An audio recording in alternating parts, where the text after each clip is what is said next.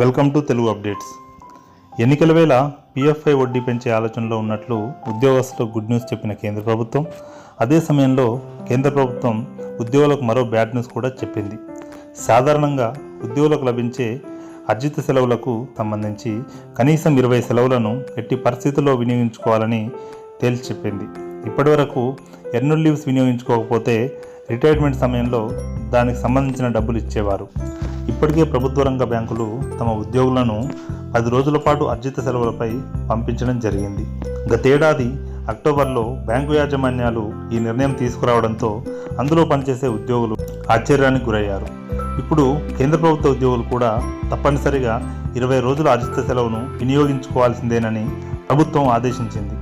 దీనివల్ల పని ఒత్తిడి నుంచి ఎంప్లాయీస్కి కాస్త ఉపశమనం లభిస్తుందని, తద్వారా వారికి ఆరోగ్య సమస్యలు కూడా తలెత్తకుండా ఉంటాయని ప్రభుత్వం వివరణ ఇచ్చింది.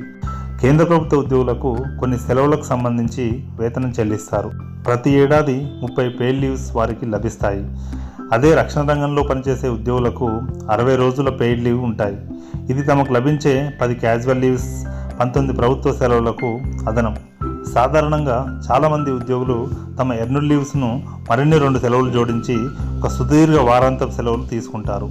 అయితే 300 రోజుల్లోగా వినియోగించుకొని అర్జిత సెలవులను రిటైర్మెంట్ సమయంలో దానికి రావాల్సిన డబ్బులను చెల్లించడం జరుగుతుంది.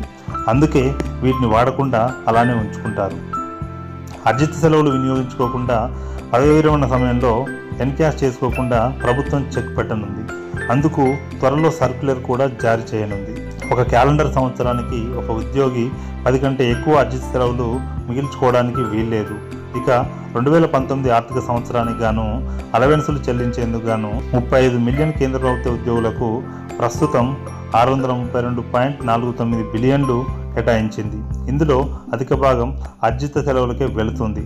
2018 ఆర్థిక సంవత్సరానికి కేటాయించిన బడ్జెట్ కంటే ఈసారి 10% ఎక్కువ కేటాయించింది కేంద్రం.